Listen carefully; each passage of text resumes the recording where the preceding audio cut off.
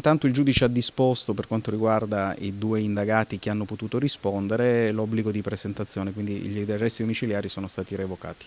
Obbligo di firma per 2 dei 3 giostrai che venerdì sera non si sono fermati all'Alt dei Carabinieri, costringendo le forze dell'ordine a un inseguimento dalla fonderia a Viale Luzzatti, dove la Golf dei 3, dopo aver speronato una volante della polizia, è finita fuori strada, ribaltandosi. Jason Granziol, 26 anni, ed Edward Cavazza, 20, sono stati interrogati dal GIP Angelo Mascolo e rimessi in libertà.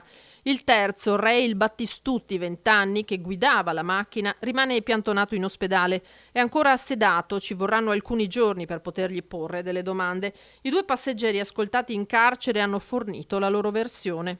Ricostruisce le fasi della serata immediatamente precedente alla fuga rispetto all'Alt dei Carabinieri e hanno ricostruito i 2 momenti in cui sono stati presenti all'interno di 2 bar della zona, l'ultimo dei quali è stato abbandonato pochi minuti prima di incrociare la Gazzella dei Carabinieri.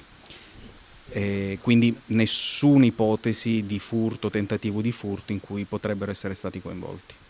Il motivo della fuga, costata il ferimento anche di 2 poliziotti, sarebbe stato un altro. E tutti e 3 avevano bevuto, come purtroppo succede all'interno dei bar in una serata, in un venerdì sera, e quindi la paura evidentemente del controllo, dell'alcol test e quindi delle conseguenze di natura amministrativa della condotta di guida hanno indotto il guidatore a scappare, direi inopportunamente, ma comunque questa, diciamo, è stata la causale della fuga che è stata raccontata dagli altri 2.